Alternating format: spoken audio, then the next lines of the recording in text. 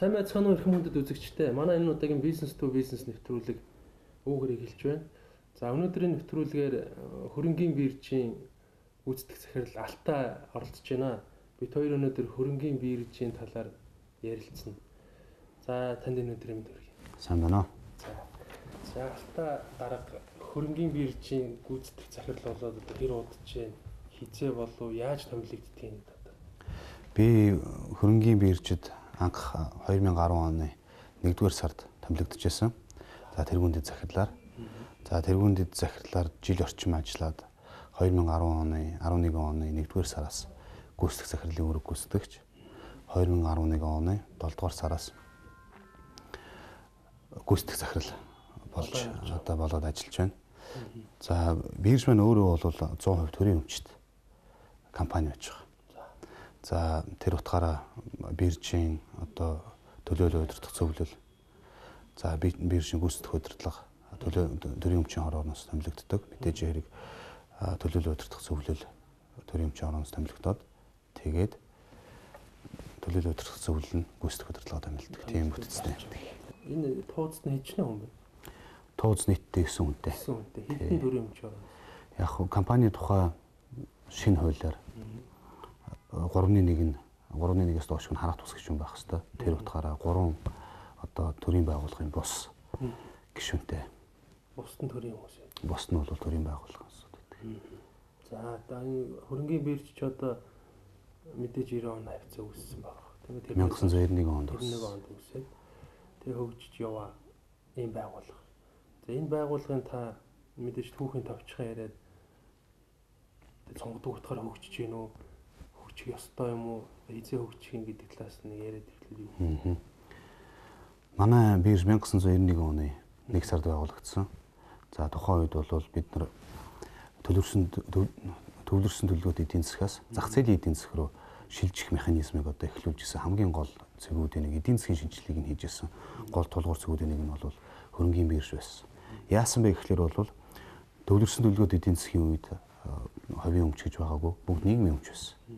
Тэгэхээр нийгмийн өмчийг хөгжлөх ажлыг одоо гол зохион байгуулж гүйцэтгсэн газар маань өөрөө хөрөнгийн бирж анх ерөөсөө хөгжлийн ажлыг зохион байгуулах зорилгоор үүссэн учраас яг сонгодог хөрөнгийн биржийн нөгөө концепт биш хөгжлийн гэдэг тал руугаа нэлээд яваад за тэгээ тэр утгаараа түүхэн үүргээ бол амжилттай гүйцэтгээд ирсэн тийм байгууллага байгаа л да. За одоо бид бүхний өмнө яах вэ гэхээр бол бид нар нэгт биржийг сонгодог утгаараа концепцаар нь хөгжүүлэх тийм шаардлага гарч иж байна. Хоёрт маш том боломж байж байна. Монгол улс хөрөнгийн зах зээлийг хөрөнгийн биржийг хөгжүүлэх. Монгол улс өөрөө байгалийн маш их баялагтай. За Монголын энэхүү энэ төслүүд дээр төшөглөөд дэлхийн томоохон хөрөнгийн зах зээлүүд дээр олон компани, олон хувьцаат компаниуд хувьцаа гаргаад арилжаад эхэлсэн. Тэр утгаараа Монгол өөрөө олон улсын хөрөнгө оруулагчдад танигдаад эхэлсэн. Олон улсын хөрөнгө оруулагчдын анхаарлыг татаад эхэлсэн. Тийм цаг үе болж байна л да. Гэтэл манай хөрөнгийн дотоодын хөрөнгийн зах зээл хөрөнгийн бирж өөрөө нөгөө шинэ шатанда одоо гарах араахан гарч амжаагүй байдаг. Тэгэхээр бид бүхэн бол тэрийг одоо гаргах процессыг бас маш амжилттай хийгээд хэрэгжүүлээд явж байна гэж ойлгож байгаа. Хөрөнгийн бирж гэдэг маань өөрөө юу вэ гэхээр бол энэ хөрөнгийн зах зээл гэдэг маш том бүхэл бүтэн салбарын нэг оролцогч нь байдаг. Хөрөнгийн зах зээл хөрөнгийн биржээр дамжуулаад компани төслүүд хувьцаа гаргаад олон нийтэд хөрөнгө оруулагчдад хувьцаа гаргаж мөнгөө босгодог. Тэр босгосон мөнгөөр үйл ажиллагаагаа сайжруулад эргээд тэр үйл ажиллагааны ашиг шимээс нь тэр хувьцааны өсөлтөөс нь за ногдол ашигаас нь тэр тухайн хувьцааг худалдаж авсан байгууллагууд хөрөнгө оруулагчид эргээд ашигаа хүртэж явж байдаг. Одоо аль талдаа хэрэгтэй тийм маш чухал механизм байна. Тэр утгаар нь бид нар одоо өнөөдөр хөрөнгийн зах зээлийг хөрөнгийн биржийг бид нар хөгжүүлэх тэр их ажилд бид нар одоо хамтсуу шамлан ороод бас явж байна. Ажлууд маань ч гэсэн бас их амжилттай явж байна да. Энэ хөрөнгийн бирж гэдэг энэ компанид хичнээн хүн ажиллаж байна одоо. Манай байгууллага нийтдээ 50 хүнтэй. 50 хүнтэй. Тий.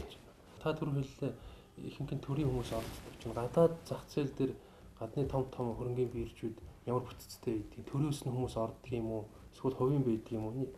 Адилхан уу манайх? Ер нь яг гадны томоохон хөрөнгийн зах зээлүүд хөрөнгийн биржүүдийг хараад байхад бол ихэвчлэн өөрсдөө паблик компаниуд байдаг. Өөртөө хувьцаа гаргасан хувьцаат компаниуд байдаг. Зөв. Тэгэхээр төрийнхэн орж ирдэг юм тийм. Яг зөв манайх бол өнөөдөр төрийн өмчид ихтэй энд мэдээжийн хэрэг явандаа энэ хөгжлийн явцад энэ бүтэц маань бас 100% төрийн өмчт биш юм аа гэхэд бол тодорхой хувь нь юу гэдгийг сонгодог утгаараа листэд болоод явах ч юм уу. Эсвэл одоо юу гэдгийг хувийн хвшлийнхэн холбогдох энэ байгууллагууд эзэмшээд явах тэр юм бас үе хаалга нэгдэх байх л гэж бодож байна.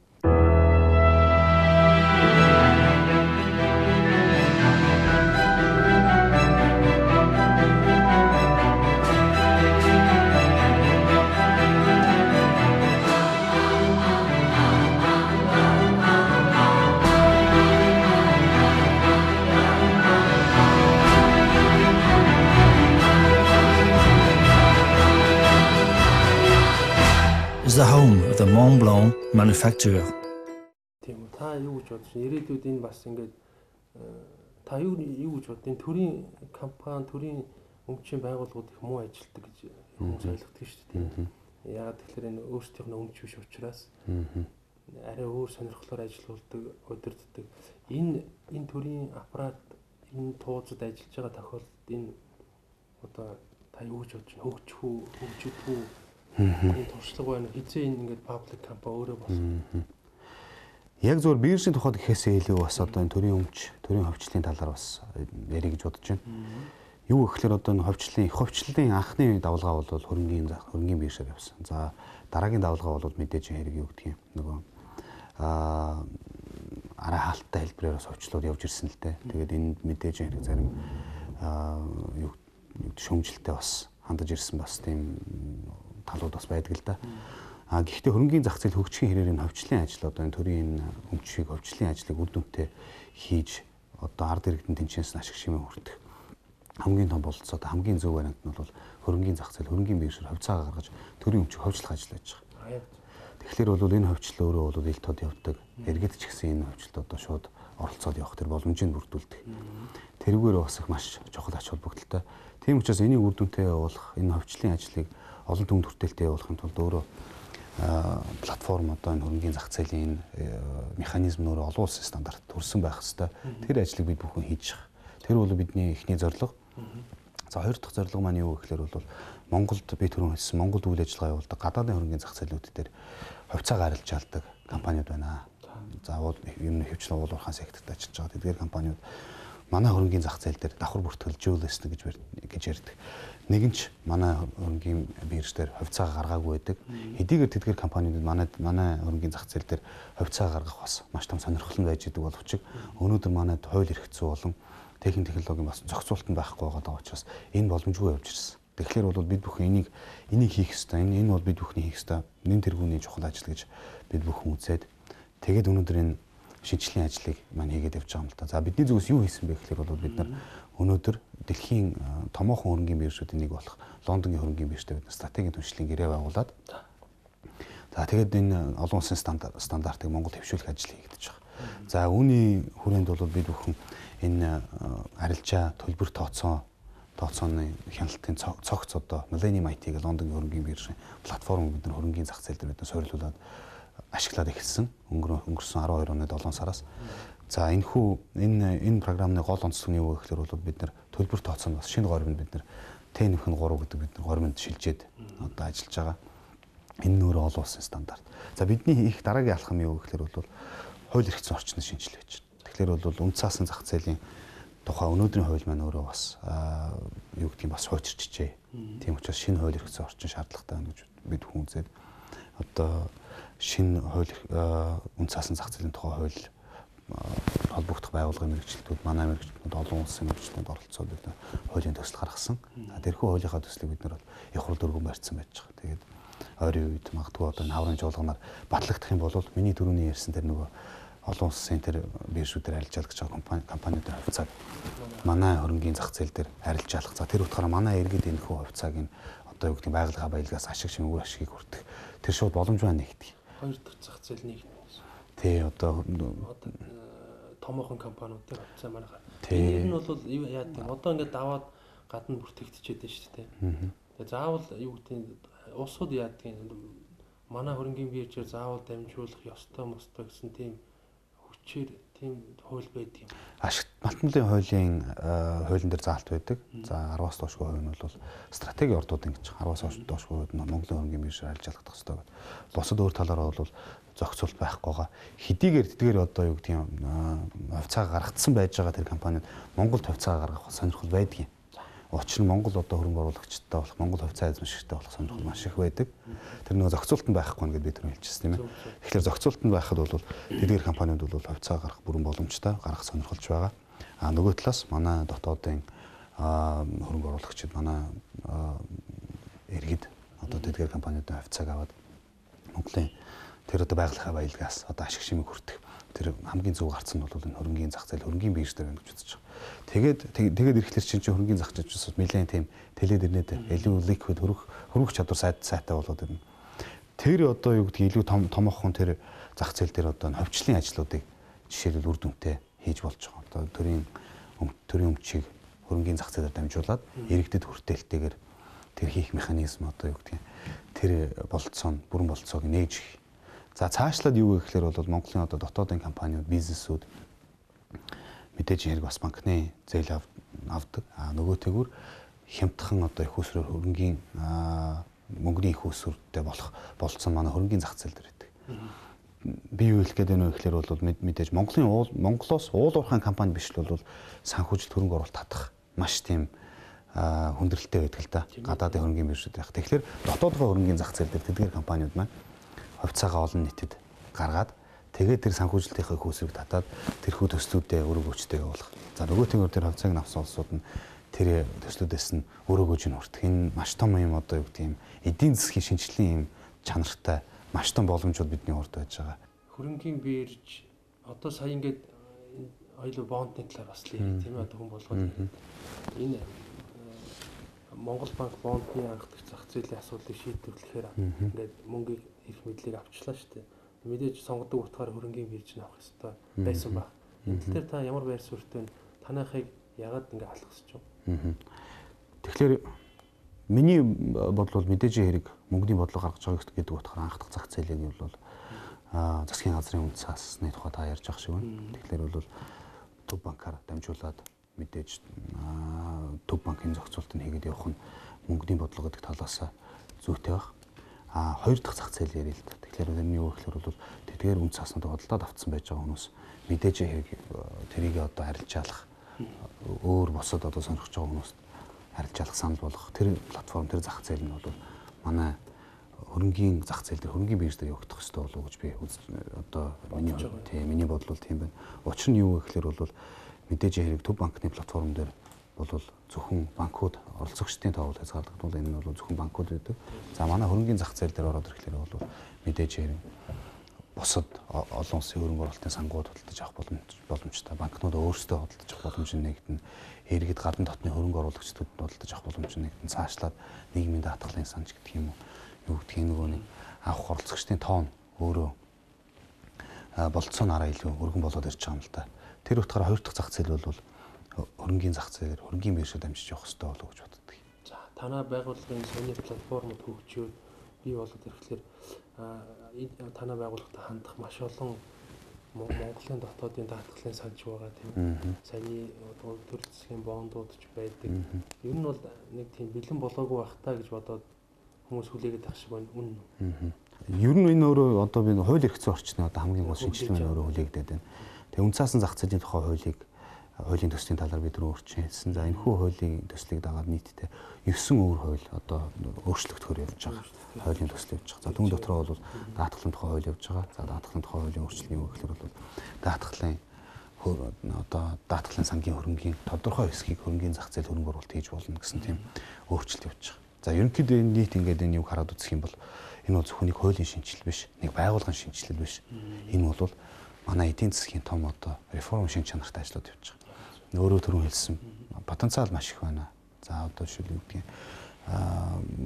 бондууд байна. Засгийн газрын болон компаниуд ч гэсэн юу гэдэг өөрийн хэрэгсэл гаргаж болно. За дээр нь энэ дээр бол нөгөө талаас тийм даатгалын сангууд, за дотоодын хөрөнгө оруулагч, гадаадын хөрөнгө оруулагч ч гэсэн одоо хөрөнгөний зах зээлээр дамжуулаад Монголын эдийн засагт хөрөнгө оруулах боломжууд нь нэгдэн. Манайд одоо бүтээгдэхүүнүүд нь жишээлбэл одоо потенциал нэг гэж ярьдаг. Гарч болох бүтээгдэхүүнүүд нь бид бүхэнд маш их байж байна. Тэр нь юу гэхээр бол гадаадын хөрөнгөний зах зээлүүд дээр арилжаалагдаж байгаа. Одоо хувьцаат компаниуд манай дээр орж ирэх бололцоо байж байна. За төрийн ховчлын ажлыг хөрөнгөний зах зээлээр дамжуулаад үр дүнтэй явуулах боломжууд нэгдэнэ. За тэгээд цаашлаад энэ томоохон энэ дэд бүтцийн болон энэ үндэсний хэмжээний энэ томоохон энэ төслүүд байж байгаа. Тэдгээр төслүүдийн санхүүжилтийг хөрөнгөний зах зээлээр дамжуулаад бүрэн биш юм гэхэд одоо хэсэгчлэн тэр санхүүжилтийг манай хөрөнгөний зах зээлэнд оролцоод явах одоо боломжууд байна л да. Тэгэхээр бол боломж маш их байна. Маш их байгаа юм байна. Танаа дээр одоо хичнээн компани бүртгэлтэй явж байна, хичнээн амжилттай явж байна, хичнээн төгрөгийн эргэлт явагдаж байна танаа байгууллага. За манай дээр бол нийтдээ 330 компани бүртгэлтэй байдаг. За эдгээр компани дийлэнх олонх нь бол анх нөгөө их ховчл гэдэг ховчлын тийм одоо зориултаар анханд бүртгэлтэй болсон байдаг. За биржийн түүхэнд бол 17 IPO Initial Public Offering одоо хувьцаа олон нийтсэн анх дахь зах дээр санал болгосон тийм IPO хийгдсэн байгаа. Монголын компани, дотоодын компаниуд. Тэгэхээр ерөнхийдөө яг зүгээр түрүүн 330-ийн дийлэнх олонх нөгөө ховчлын их ховчлын зориултаар гэсэн гэдэг утгаараа бол тий нөгөө тэр нөгөө ховчлын тэр концепц маань одоо анх нөгөө байгуулагдсан биржийн концепц нь одоо болт яваад ирэх гэсэн үг л дээ. Тэгэхээр бид нар энийг түүхэн үүргээ бол энэ утгаараа бид нар бол гүйцэтгэсэн гэж бид нар ойлгож байгаа. Энэ бол маш том үүрэг. Дараагийнхаа одоо нөгөө шатанд компаниудын санхүүжилт болгодог, компаниудын өсөлтөнд одоо өсөлтийн механизм болж өгдөг. Тэр концепцийн дараагийнхаа алхам бид бүхэн одоо орох. Тэр процесс маань бид нар одоо хэрэгжээд явж байна л да. За бидний зүгээс бид нар бол одоо байшингаар барилгаар ярих юм бол байшингийнхаа фундаментыг цутгаад нэг давхрын бид нар барьцсан байж байгаа. Энэ бол төлбөр тооцооны арилжааныхаа бидний платформ бид шинжилжлээ. За олон улсын стандартын бид юм юу гэдгийг стандартыг бид нэвтрүүлээд эхэллээ. Холбогдох дүрм журмуудаа бид нар өөрчлөлт явууллаа. За одоо хууль эрх зүйн орчны шинжилгээд тэр нь бол мэдээж яг шууд биржийн хийх одоо биржийн эрх хүрээний асуудал биш. Тэр утгаараа бид бүхэн бол одоо гар бие оролцоод хуулийн төсөл боловсруулаад их хурл дөрвөн барьсан. Их хурл маань батлах баг. Бидний ажил бол юу гэхээр бол бид нар мэдээж хэрэг тэр хуулийн төслийг нь бэлдэж өгөх. Шийдвэр гаргах төвшөнд их хурл засгийн газар бид бүхэн талаар юу гэдгийг санал зөвлөгөө хөрвүүлэхээр үүрэгтэй гэж үзэж байгаа. Тэр үүргээ ч гэсэн бид бас тодорхой хэмжээнд амжилттай гүйцэтгэж явж байна гэж бодож байна.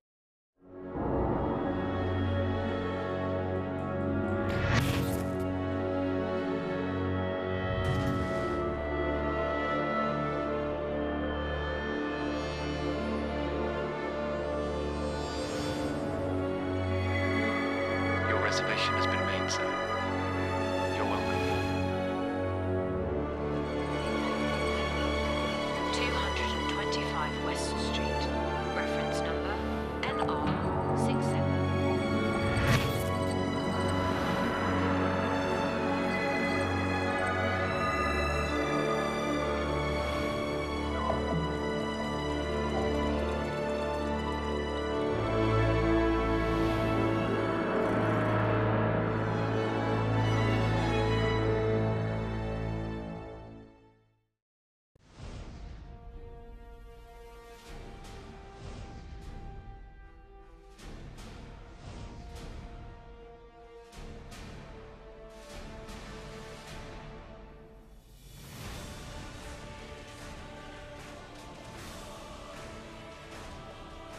Нэг компани чинь хичнээн төгрөгийн IPO хийж амжуу чадвар манай Монгол дотоодоос. За мэдээж эдгээр компаниуд маань тодорхой хэмжээгээр юу гэдгийг амжилттай хийгдсэн IPO-нууд байгаа. За мэдээж хэрэг бас туршлага дутснаас бас энэ сүүл 2003 оноос хийгдэж эхэлсэн байдаг хаа IPO. Тэгээ мэдээж хэрэг бас зарим төдийлөн бас амжилттай бас явж чадаагүй бас мэдээж IPO-нууд бас байгаа. Гэхдээ л бид бүхэн одоо энийг нэг шинээр бид бүхэн сураад явж байна. Ямар бэрхшээлүүд тулгараад ах шиг байна. Мөнгөний ер нь тэгээд яаж чинь ард түмэн авч гин үү, банкуд авчиж байна. Яг хөрөнгөний зах зээлээр дамжуулаад тийм хувьцааг нь бол ард түмэн одоо юу гэдгийг сонирхолтой хөрөнгө оруулагчид сангууд авналтаа энэ одоо юу гэдгийг чинь нээлттэй санал болгож байгаа учраас. Ямар шалтгаанаас болоод байна? Би одоо бас ингэж юм л да. Танай байгууллагын ойлгоч нь хөгжиж байгаа юм байна. Тодорхой хугацаа бас хэлэх боломжгүй байж магадгүй, эрх зүйн орчин бүрдэн магадгүй энэ байгуулагч өөрөө паблик компани болох ёстой юм шиг. Энийн дараа одоо энэ нийгэмд өөрөө танахтай танаахгүй нэг юм үл ихтгэлцлийн асуудал явагдаж байгаа гэж би ойлгож байгаа. Энэ нөгөө хэл ахуултай засаглалын сул байдалтай холбоотой болов уу гэж бодож байна. За энэ зэрэгцээ бий болох бол энэ компани засаглал энэ олон компани байна. Нөгөө 60-аад мянган компани эдрээс нь 2-3 мянган компани аваад өхөн явдсан юм шиг байна. За тэгээд их олон төсөл хөтөлбөрөөр бизнес хийх боломж Монголд их олон байна. Саяны бонд гарснаас хойш энэ бизнесийн санаа төсөл бизнес төлөвлөгөөнүүд бол маш их байна. Гэхдээ чанартай чанаргүйг нь мэдэхгүй байна. Энэ бүгд үдийд бол энэгээр дамжаад ороод ирэх боломж байсан бол байсан баг. Тэгэхээр яг бид нар нэг юмыг бол мартаж болохгүй баг. Тэрний юу гэхээр бол манай хөрөнгийн бирж маань өөрөө хөрөнгийн зах зээл гэдэг асар том салбарын нэг хэсэг нь. За хөрөнгийн зах зээл өөрөө юунаас бүрдэж байна вэ гэхээр бол мэдээж манай бирж байж байна. Төлбөр тооцоог үүсгэж байгаа байгууллага байж байна. За төлбөр тооцоог үүсгэж байгаа банкуд байна. Брокер дийлинг манай гишүүн компаниуд байна. Хөрөнгө оруулагчид байна. Хувьцаат компаниуд байна. За тэгээд дээр нь энэ бүхнийг зохицуулж байгаа санхүүгийн зохицуулах хороо. Энэ бол өөрөө тийм маш том тийм бүхэл бүтэн салбар. За бирж одоо юу гэдэг энэ дотор оролцож чухал оролцогчд нэг гэдэг утгаараа бид бүхэн шинжилт бол одоо нэлээд чухал үр гүйцэтгэх бид нар оролцож явж байгаа. За төдийлөн бас юу гэдэг юм бас яг л нэг байгууллага гэдэг утгаараа бас заримдаа юу гэдэг юм бид бүхний эрх хэмжээнээс давсан асуудлууд ч гэсэн бас гарч л байдаг. Гэхдээ тэр бүхнийг бид бүхэн аль болох зорьсон зорилготой хүрээд бид энэ шинжилгээ ажлыг бид амжилттай хийх төлөө бид бүхэн хийгээл явдаг. Энэ шинжилгээ ажил бол нэг байгууллагын шинжилгээ ажил биш. Энэ бол бүхэл бүтэн сектор баг цаашлаад одоо юу гэдэг эдийн засгийн нэг тулгуур багнуудын шинжилгээ ажил хийгдэж байгаа гэж тэрийг л одоо анхаарах хэрэгтэй болов гэж бодож байна. Танай төвлөрсөн юу вэ? Үнэт цаасны төлбөр тооцоо, төлбөр саадах хэмжээ. ХК гэсэн байх юм байлээ. Ямар учиртай. Яг өмнө нь бол хөрөнгийн бирж дотор нэг алба төлбөр тооцоо хадгаламжийн алба гэдэг байсан. За тэгээд 2003 онд тусдаа байгууллагууд гарсан байдаг юм байна лээ. Олон улсын стандартыг хараад байхад өнөөдөр бид бүхний одоо стратегийн түнш Лондонгийн хөрөнгийн бирж, за цаашлаад Гонконгийн бирж зэрэг одоо энэ томоохон байгууллагуудыг хараад байхад бол өөрсдөө юу гэдэг юм босоо бүтцтэй. Тэр нь бол төлбөр тооцооныхан байгууллага, төлбөр тооцоо хадгаламжийн байгууллага нь бол биржтэйгээ холдинг компани нэг групп дотор байдаг. Энэ олонх жишээ дэлхийн хандлагч гэсэн өөрөө тийш яваад байгаа юм билээ. Манай стратегийн түншүүд Лондонгийн зүгээс ч гэсэн энэ бол энэ бүтцтэй орхон зүйтэй гэж бид бүхэнд бол зөвлөгөө удаадаар өгöd байгаа. Мэдээж хэрэг хоёр байгууллага, хоёр компани аль аль нь төрийн өмчт компаниуд байдаг. Тэр утгаараа бид бүхэн бол асуудлыг мэрэгжлийн талаас мэрэгжлийн байгууллагууд манай түншүүд маань одоо ингэж бидэрт асуудал тавиад байна гэдэг утгаар нь бид төрийн өмчийн хороо санхүүгийн зохицуулах оронд бол асуудлаа хандаж тавьдаг. Ер нь бол юу гэдгийг тэр хөрөнгийн зах зээл хөгжөөд олон зуун жил болсон тэдгээр байгууллагууд тэдгээр газрууд тэдгээр зах зээлүүд бол юу гэдгийг энэ талаар бид бүхнийг бол бас арай илүү өргөн мэдлэгтэй туршлагатай гэдэг утгаараа тэд бүхний зөвлөгөөг бас бид нар дагхан зүйтэй болов гэж би боддог. Танах тэгээ энэ байгууллага дотор ямар бүтцтэй ямар албууд газрууд гэж хуваарлагдсан байна. Үндсэн албууд маань өөрөө харилцаа, хяналт тийм чиглэлээр үйл ажиллагаа явуулдаг да. Тэгээд биржийн хамгийн гол элемент болох одоо энэ хөрөнгийн зах зээлийн дэлхийд даяар хамгийн гол хөрөнгө оруулалт одоо хамгийн явж байгаа одоо хандлагын хамгийн гол зайлшгүй цөм хэсэг маань өөрөө IT мэдээлэл технологийн албар. Юу одоо ингэж юм л да энэ компани засаглал сүүлийн үед зүгээр ярьж байгаа. Компаниуд өөрөө засаглалтай болох. За тэрнийх нь үндсэн тэр нэг том жижиггүй ярихад мэдээж тууз, хувийн нийлүүлэгч, туузын эрх үүрэг, хариуцлага, тэрний журам, процедурын асуудал байгаа шүү дээ. Тэгээ энэ хөрөнгийн бирж гэдэг компани өөрөө бас нэг үлгэр жишээ болох үсэн. Ном дүрмийнхэн дагуу явж ийн гэж та бодож байна. Энэ хүмүүс тэрийг одоо туузыг одоо чи усыг хурлаас томилж байгаа шүү байна, төлөөлөлт зөвлөлийг манай төрийн өмчийн ороноос томилж. Тэрийг ингээд сонгон шалгаруулах хороо цалингийн тогтоодог хороо ч гэдэг юм ингээд компани засаг дотор байдаг элементүүд биш үү тийм. Энэ сонгодог утгаараа энэ хөрөнгийн бирж гэдэг айл дотор за энэ бүх процедур шийдвэрүүд чамайг сонгож байгаа тийм чиний та нарын чи ирэх хариуцлага бас нэг хэмжээтэй байгаа тийм. Тэр бүх процедур ном ёсоор одоо яг явагдаж байна гэж та бодож байна. За компани засаглал гэж ерөнхийдөө энэ бол өөрөө маш том сэдв. Компани засаглалын талаар өнөөдөр юу гэдэг Монголд саяхнаас бас огт ярихгүйсэн саяхнаас бид бүхэн яриад ирлээ. Ялангуяа шинэ компани хууль батлагдсанаас хойш бол компани засаглалын асуудлыг бас маш их одоо юу гэдгийг орцоор асуудал тавигдаад явж байна. Энэ нь бол сайшаалтай хэрэг. Хөрөнгийн бирж болон хөрөнгийн бирж дээр бүртгэлтэй байж байгаа компаниудын хувьд бол мэдээж олон нийтийн компани болсон учраас компани одоо юу гэдэг хөрөнгийн бирж дээр хувьцаат компани бол өөрөө олон нийтийн өмч байдаг. Олон одоо юу гэдэг хөрөнгө оруулагчид эзэмшиж байдаг хувьцааг нь. Тэр утгаараа үйл ажиллагаа нь өөрөө тод байх хэвээр. Тодорхой байх хэвээр. Мэргэжлийн үнээр аваад өдөрдүүлээд аваад явж явах хэвээр гэсэн тийм шаардлагууд байдаг. За дээр нь бол энэ тайлан балансаа ойлголт тутам гаргаж явах. Санхүүгийнхаа одоо юу гэдэг санхүүгийнхаа үзүүлэлтүүдийг хөрөнгө оруулагчдаа байнга гаргаж явах гэсэн тодорхой үүргүүд байж байдаг. За тэр утгаараа бол хөрөнгийн бирж өөрөө компанийн засаглалыг сайжруулах хамгийн гол чухал элемент болоод явдаг. Цааш ч гэсэн одоо юу гэдгийг энэ үүрэг рол маань бас улам нэмэгдээд явах болов уу гэж бодож байна. Яагаад гэвэл хөрөнгөний зах зээл дэлхийн хэрээр шинэ бүтээгдэхүүн шинэ компаниуд гарч ирэх хэрээр энэ үүрэг рол маань нэмэгдээд байна. За хөрөнгөний биржийн хувьд бол бид бүхэн өөрөө төрийн өмчт компани. Төрийн өмчийн хорооноос мэдээж энийг өөрөө чинь ярьж байгаа тэр нөгөө хороо тэр сонгон шалгуулах хороо энэ бол төрийн өмч өмчлөгч гэдэг утгаараа төрийн өмчийн хороон дээр бүх асуудлууд маань зангидагдаад шийдэгдээд явдаг.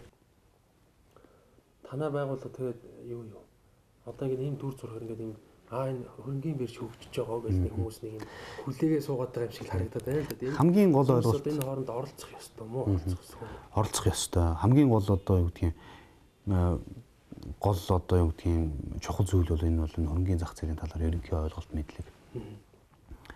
Тэгэхээр ард иргэдийн дунд одоо ерөнхийдөө хөрөнгөний зах зээл за ингээл одоо юу гэдгийг хувьцаа брокер гэх ерөнхийдөө бас нэг тийм дотн биш ойлголт байгаад байдаг. Мантай ойлголт. Дотн биш ойлголт. Энийг бол тодорхой юу гэдгийг хол байдаг, гадаадад хийгддэг. Магадгүй одоо тэр хөрөнгөний ертөнцид энэ төр хийгддэг гэсэн нэг тийм ойлголт ерөнхийдөө байгаад ах шиг байна. Тийм ээ. Тэгэхээр бол яг энэ ойлголт тодорхой хэмжээгээр өөрчлөгдөж байгаа. Бас цаг хугацааны хэрээр за бид бүхний бас хийж байгаа ажил нөлөөлж байгаа. Цаашдаа ингээд өргөж гараад тэгэхээр энэ ойлголт бол өөрчлөгдөнө. Хөрөнгөний зах зээл гэдэг нь өөрөө юу гэхээр бол ямар ч хэрэгэн оролцоод явах бүрэн боломжтой тийм механизм байж байгаа. Тухайлбал яах вэ гэхээр бол хүмүүс цалин авдаг. Цалингийнхаа тодорхой хэсгийг одоо тэтгэврийн санд тийм ээ. Улсын нийгмийн даатган сан гэж ирээдүйд хөрөнгө оруулалт хийгээд ингээд хоригдлол үүсгээд явдаг. Жишээл тэтгэврийн сангууд байгуулагдаад тэтгэврийн сангууд нь тий компани байгуулгын одоо тэтгэврийн сангууд жишээл байгуулагдаад тэнцээ үүссэн хоригдлол тэнцээ тухайн ажилчдын л хоригдлол байж байгаа шүү дээ. Тэр хоригдлолын тодорхой хэсгийг хөрөнгөний зах зээл хөрөнгө оруулалт хийгээд ингээд явах боломж нэг. Тэр утгаараа бол ямар ч ажил хийж байгаа хүн өөрөө хөрөнгөний зах зээлд оролцоод явах тэр боломж нь механизм нь одоо бүрдүүлэх хэрэгтэй л байгаа юм л да. Тэр бол тийм хүн бүрээс тийм хол хөндөй тийм хөрөнгөний зах зээл гэдэг бол тийм ойлголт биш л дээ. Тэгээ энд бүгд одоо оролцох хэрэгтэй. Тэгэхээр энэ чиглэлгүй явж ийн л да. Нэг өдрийн дотор одоо том хот барьж чадахгүй гэдэгтэй адилхан энэ ажил өөрөө шат дараалтай байна. Гэхдээ бид нар энэ юу гэдгийг 10 жил хийх ажлыг бид бүхэн 2 жил 3 жил гэдэг юм уу те. За максимум 5 жилийн дотор бид бүхэн хийж энэ болцоог бид нар нээхийн төлөөл хамаг бүх хүчин зүтгэлээ гаргаад бид нар ажиллаж байна л да. За яг бидний зүгээс яг ингээд алтай гэдэг хүнээс ч гэдэг юм уу яг хөрөнгөний бирж гэдэг юмнууд яг байгууллагаас шалтгааллах зүйл яг ингээд хэрвээ надаас яг шалтгааллах болсон би яг хэдэн жил гэхэд би шууд хэлж чадчихна. Энэ хууль эрх зүйн орчин одоо шинжлэхэд би юу гэдгийг чинь их хурлын шийдэх асуудал учраас их хурл айл хурдан шийдэх байх гэж найдаж байгаа. Гэхдээ энийг бас яг нэг үеийн бол ерөнхийдөө ойлгоод энэ хийх ёстой гэдгийг ерөнхийдөө бүгд зарчмын зөвшөөрөөд засаг төр засгийн зүгээс ч гэсэн бид бүхэн дэмжиж явж байгаад бол бид бүхэн баяртай байдаг. Энэ бүхэн маань өөрөө хийгдэж тэр тэтгэврийн сангийн тогтолцоо тийм ээ. За энэ үндэсний энэ олон улсын хууль эрх зүйн одоо олон улсын шаардлагад нийцсэн хууль эрх зүйн орчин энэ төр одоо нэгдээд ингээд болцоо явах юм бол болцоонууд нэгдэх гэх юм бол энэ одоо явах хугацаа маань өшөө хурдан л хүрээд ирнэ. Магадгүй заавал 4-5 жил ихэхгүй жилийн дотор ч гэдэг юм 2 жилийн дотор хийгдэх бүрэн болцоотой гэж би хувьдаа бол үздэг. За түрүүн хэлсэн потенциал их олон байгаа гэж хэлжсэн ойлоо ярьжсэн. Зөв нөгөө энэ зөв үү гэж миний ойлголт тийм ээ одоо эцсийн бүлэгтээ жишээ нь тэр Тайваны нийт ард иргэдийн 60% нь хөрөнгөний зах зээл дээрээс 2 дахь орлогын их өсрийг олддог гэж ярьдаг юм байна л дээ. Тэр нэг жишээ. Тэгэхээр мэдээж бид бүхний хүсэл Монголын ард түмэн бол одоо ихэнх нь ажил хийж байгаа. Цалин авдаг, тэр нь сардаа нэг буудаг, тийм өндөр биш. Нийгмийн даатгалын шимтгэлгээ төлдөг. Тэр бол ирээдүйдээ хийж байгаа хөрөнгө оруулалт. Тэр бол яг хоо тэтгэврт гарахад тэрэг болдог гэдэг. Гэхдээ тэр мөнгийг зүгээр одоо юу гэдгийг ингэж байж яснаас тийм ээ. Тэр хөрөнгө чинь өөрөө юу гэдгийг ажиллаж явах хэрэгтэй байхгүй. Тэр ажиллаж явах механизм нь өөрөө хөрөнгөний зах зээл. Мөнгө болж орж ирж явах хэрэгтэй. Тэрнээс гадна бас бирж дээр орж ирээд хоёр дахь зах зээл дээр орж ирээд энэ бусад компаниудынхаа энэ сонгогдсон анх дагч дээр ч орж болно, хоёр дагч дээр ч орж. Мөнгийг бас хувьцааг нь худалдаж аваад өсгөх хоорондоо наймаалцах, арилжаалах бас нэг цалин хараад авахгүйгээр амьдрах бас нэг том муухраар хэлвэл нэг тийм боломж харагдаад байгаа юм шиг байгаа. Энэ нэг тийм одоо тэгэхээр энэ ард түмэн чинь компаниудынхаа хувьцааг аваад ирэхлээр чинь компани хянаад ирнэ шүү дээ. Төлөвлөсгөө хянаад ирнэ. Адилхан ингээд хөгжөөд чадварчаад ирэх. Тэгээд нэг компани талаар ойлголттой болох. Тэгээд ястаа одоо нөгөө компанийхаа төлөө ажилдаг энэ сэтгэл зүй бий болох гээд за магадгүй энийг эцсийн бүлэгт нь компани засаглал гэж нэрлэх гэж байгаа юм шиг үзэгдэл явагдаад. Өөрөөр энэ ард түмэн мэдэхгүй ч гэсэн нэг юм хэрэгтэй болох гээд байна гэдгийг мэдрээд байгаа шүү. А зөв үнэхээр хэрэгтэй юу гэхээр үнэхээр хэрэгтэй бид нар бас яарад байна. Мэддэг зарим хэсэг бүлэг хүмүүс бол үнэхээр яарж байгаа тийм ээ. Энд чинь бас дурын хүн ороод боловсрлоо дээшлүүлэн дээрээс нь дуртай үедээ мөнгө олох, арилжаа наймаа хийх тэгээ шударгаар ил тодор тийм ингээд ийм боломж бүрдэх гээд байдаг. Энийг ингээд хүлээлгээд байдаг. Энэ бол болоод байна. Одоо юу гэдэг юм иргэд хувь хүмүүс хөрөнгө оруулагчид бол хэд хэдэн аргаар хөрөнгөний зах зээлд хөрөнгө оруулалт хийж болно. Тэр нь бол мэдээж хэрэг өөрөө шууд хөрөнгө оруулалт хийж болно. Брокер дилерээ дамжуулаад тийм ээ. Би энийг авнаа ингэнэ тийм. Нөгөө нэг арга нь бол мэргэжлийн хөрөнгө оруулагчид гэж ярьдаг. Тэр нь бол бүлэг хүмүүсийн одоо бүлэг одоо этгээдүүд бүлэг хүмүүсийн хөрөнгийг өөр дээрээ аваад тэгээд мэдээж хэрэг нөгөө мэргэжлийн хөрөнгө оруулагч гэж institutional investor гэж ярьдаг. Судалгаа анализ хийгээд аль нь юунд ямар хувьцаа, ямар бүтээгдэхүүн яаж авах вэ гэдэг тэр юм дээр яагаад хөрөнгө оруулалт одоо тэр хүний өмнөөс хийж өгдөг. Мэдээж хэрэг тэр хүн дээр эргээд жилийн одоо хэдэн хувь ч гэдгийг те таны өгсөн хөрөнгөийг хэдэн хувь өсгөж өгнө гэсэн тийм үүрэг хүлээгээд тэрийг хийж болно. За нөгөө нэг арга нь бол энэ хөрөнгө оруулалтын сан юу тэтгэврийн сан за тэгээд энэ даатгал за эрүүл мэндийн тий энэгээрээ дамжаад энэ иргэд одоо юу гэх юм хөрөнгөний зах зээлд орох боломжууд байдаг. За тэтгэврийн сангууд гэдэг утгаараа юу гэдэг пеншн фондууд дэлхийн томоохон одоо юу гэдэг зах зээлүүд энэ бол маш хөгжсөн байдаг. Тэр утгаараа иргэн бүр шахах хөрөнгөний зах зээлтэйгээр холбоотой байдаг. Тийм ээ.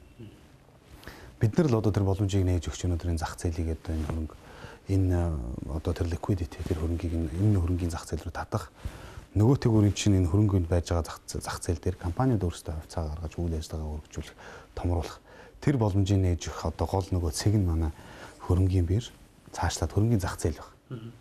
Тэгэхээр бид нар бол энэ одоо нөгөө энэ бэлтгэл ажлыг бид бүхэн хийгээл явчихлаа. Ард түмнээс энэ ч өөрөө тийм хөндөй зүйл биш л те. Одоо жишээлбэл одоо гадаадын бирж дээр нь арилжаалагдж байгаа одоо юу гэдгийг ямарваа нэгэн компани бид нар одоо Америк, Канада компани гэх мэтээр хардаг тийм ээ. Гэтэл тэдгээр компаниуд энэ ч Монголын хөрөнгөний зах зээл дээр өөрөө хувьцаагаа эхлээд ингээд хувьцаагаа арилжаалаад ингээд явах юм бол дотоодын компани л болно. Тэгэхээр тэр компанийн хувьцааг нь манай иргэд авах боломжтой болно. Манай дотоодын хөрөнгө оруулагчид авах боломжтой болно. Тэгэхээр одоо юу гэдгийг энэ өөрчлөлтийг бид нар хийж энэ тэр нөгөө нэг одоо хүний хол байгаа тэр ойлголтыг бид нар өөрөмшүүлэх тэр том механизм тэр том ажлыг бид нар хийж гин гэж бодож бахархаж явдаг та.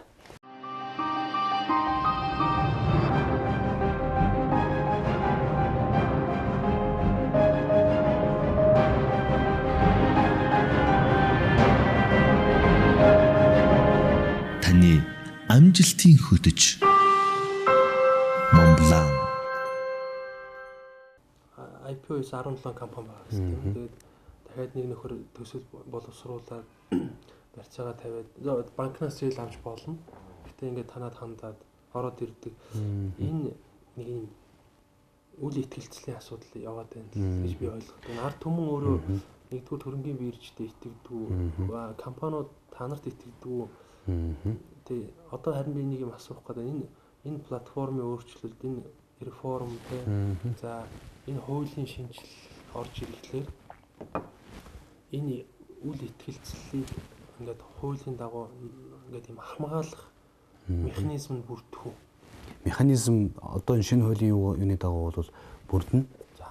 За төрийн хүн энд ажилтгч байсан бай. Мэдээлэл задрууллаа шүү дээ. Хүний хавцааны үн ханшны асуудал. Дотоод мэдээлэл одоо inside trading гэж хэлдэг. За дээр нь манипуляц те market manipulation хийх гэдэг бол өөрөө энэ бол юу гэдгийг маш том тийм гэмт хэрэг нь хулгайны асуудал. Асар олон хүмүүсийн хөрөнгө, асар олон хүний одоо юу гэдгийг тэр капиталыг ямарваа нэгэн одоо хүн дотоод мэдээлэл ашиглаад тэгээд тэрэнд нь ямарваа нэгэн нөлөө үзүүлэх, сөрөг нөлөө юм уу, ямарваа нэгэн байдлаар нөлөө үзүүлэх гэдэг бол өөрөө гэмт хэргийн чанартай одоо ажил. Тэр утгаараа бол энэ одоо үндэсний зах зээлийн тухай хуулийн шинжилсэн хариулсан тэр дагалдаад 9 хууль байгаа гэсэн. Тэр дотор эрүүгийн хууль явж байгаа. Эрүүгийн хуулийн өөрчлөлт явж байгаа. Тэр заалтан дээр бол одоо энэ эдгээр энэ гэмт хэрэгүүдийг хийсэн нь бол энэ бол эрүүгийн гэмт хэрэг гэж үзнэ. Тийм учраас тийм тодорхой шийтгэлүүд ингээ заасан байж байгаа. За биржийн хувьд санхүүгийн зохицуулахаар зохицуулах байгууллагын хувьд регулятор гэж хэлдэг. Хувьд бол тодорхой шаардлагууд тавьсан байдаг. Одоо компаниуд хувьцаа гаргах гэх тийм ээ. Тэр шаардлагуудыг мэдээж компаниуд өөрсдөө тэр шаардлагуудыг бид нар бол ягштал одоо биелүүл гэж компаниудаас шаардна. Тэрний дагуу үнцаас олон нийт санал болгоод харилцана. За мэдээж альва хөрөнгө оруулалт тодорхой хэмжээний эрсдэлтэй байдаг. Тэр ч утгаараа юу гэдэг тэр үнцаас нь танилцуулах проспектус дээр энэ одоо юу гэдэг тэр талаар disclosure энэ мэдээллүүдээ бас тавьсан байх хэвээр. Тэр хөрөнгө оруулалт хийж байгаа тэр хүн бол мэдээж тухайн эрсдлийг бас ойлгоод тэгээд эрсдлээ ухаарад гэж хэлээ л дээ. Тэгээ хөрөнгө оруулалтаа хийдэг. Тэгэхээр бол хөрөнгө оруулагчийн бас өөрийнх нь хариуцлагын асуудал байна. Даатгалын асуудал явагдах уу? Яг зөвхөн мэдээж хэрэг ямар ч хүн би эрсдлээ хүлээгээд авах. Эрсдлээ хүлээгээд авах гэсэн үг л дээ тий. Тэгээд дараа нь тэрийг өөрөө хянаад явах юм. Тий өөрөө хянаад явах. Мэдээж хэрэг тэр чинь хувьцаат компани болчихно гэдэг чинь хувийн нөлөөлөгчдийн хурал болно тийм ээ. Тэгээд хувийн нөлөөлөгчдийн хурлаасаа төлөөлөх зөвлөлөө сонгоно. Тэгэхээр тэр тухайн тэр одоо хувьцаа эзэмшигч хөрөнгө оруулагч чинь тэр нөгөө компанийн процессд оролцоод явчих واخхой. Тэгэхээр тухайн тэр хувийн нөлөөлөгчдийн хурал дээр одоо юу гэдгийг санхүүгийнхаа репортуудыг танаа гаргаач. Эсвэл энэ хүнийг одоо ингэж гүйцэтгэх захидлаар энэ үнийг томдооч. Эсвэл ингээч тэгээч гэсэн тэр шаардлагуудаа. Одоогийн хувьцаат компаниуд дээр энэ ил тод энэ процедурын сонгодог аргууд ихэр хангалттай явууч юм таа болж байна. Жишээ компани. Бид нар одоо 330 компани бид нар түрүүн манай дээр листэд байгаа гэж хэлсэн. Эдгээр компаниудад бид нар бол шаардлага мэдээж тавиад явдаг. За ихэнх компаниуд нь байна. Одоо энэ 330-аас бол идэвхтэй арилж алддаг. Аль хэдэн одоо юу гэдэг хувьцаа хөвчлөгдөөд ингээд 10 хэдэн жилийн өмнө гэсэн энэ компаниуд байдаг л да. Хэд хэдэн хүмүүс тэр ингээд төвлөрсөн. За тэдгээр компаниуд бол юу гэдэг эргээд делист болох тийм өнөөдөр сонирхолтой байдаг. За яг одоо энэ активли одоо энэ арилж алгадж байгаа одоо идэвхтэй арилж алгаж байгаа компани. За манай бүх компанид бид нар бол шаардлагыг эрсдэлхэн тавьдаг. Шинэ компани хуулиарч гэсэн бас өргөн бас бололцоонууд нэгдэж ирсэн. За яг зөвөр юу гэдгийг тэр утгаараа бид нар бол шаардлагуудаа тавиад явчих. Цаашдаа хөрөнгөний зах зээл дэлхийн хэрээр иргэд оролцогчд нь одоо иргэд оролцогчдын боловсрол гэх юм уу да энэ талаар ойлголт нь илүү нэмэгдэхийн хэрээр бол энэ асуудал маань улам илүү зэгцэрч, улам илүү жигдэрч, улам үр дүнтэй болно гэдэгт бол би бүрэн итгэлтэй. Энэ хөрөнгөний биржийн боловсролын талаар танахаас байнга сургалт хийж идэг юм харагдана лээ. Энэ ямар давтамжтай хизээ яаж хийдэг, ямар үн төлбөртэй хинт хийгдээд идэг. За бид бүхэн бол сонирхсан улсуудад хөрөнгөний бирж сургалт хийдэг. Хөрөнгөний бирж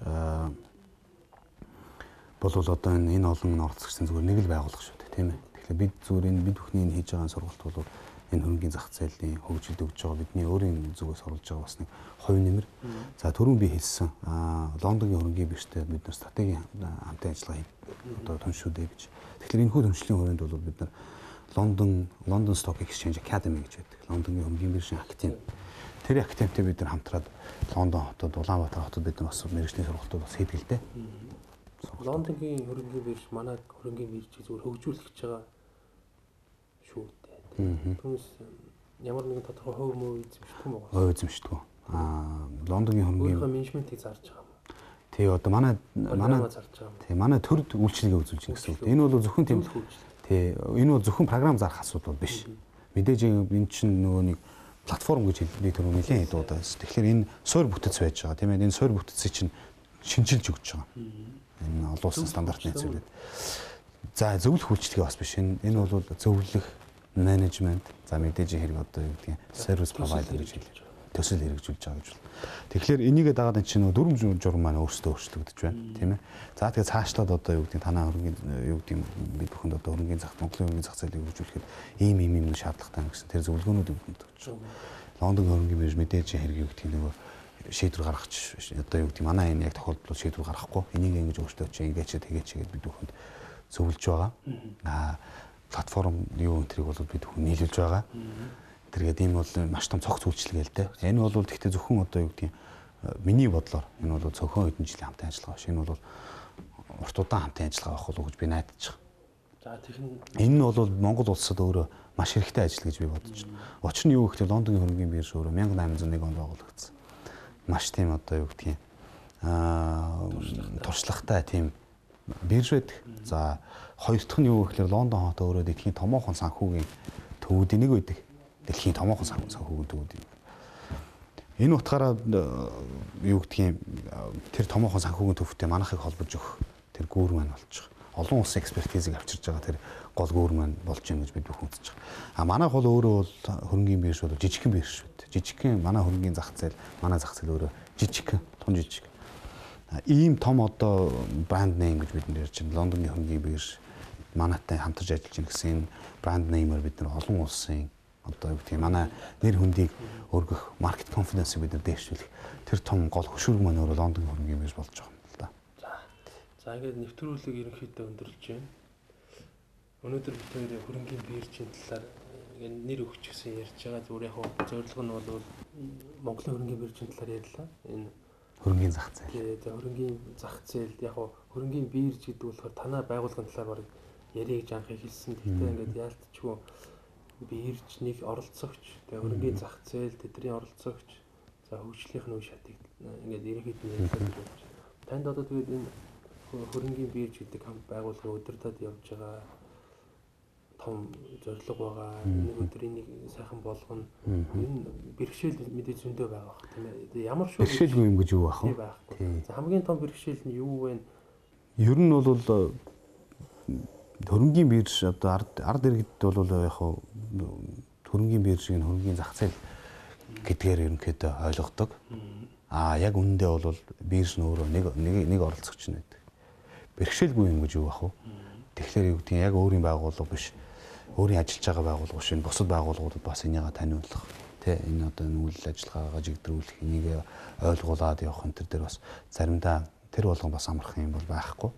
Гэхдээ мэдээж хэрэг нөгөө зөв юм хийж байгаа гэдэг утгаараа бол эцсийн дүндээ бол яг юм гэдэг ойлгоод энэ ажил маань өөрөө бас биелэлээ олгоод явдаг л да. Тэр нь бол их урамтай байдаг.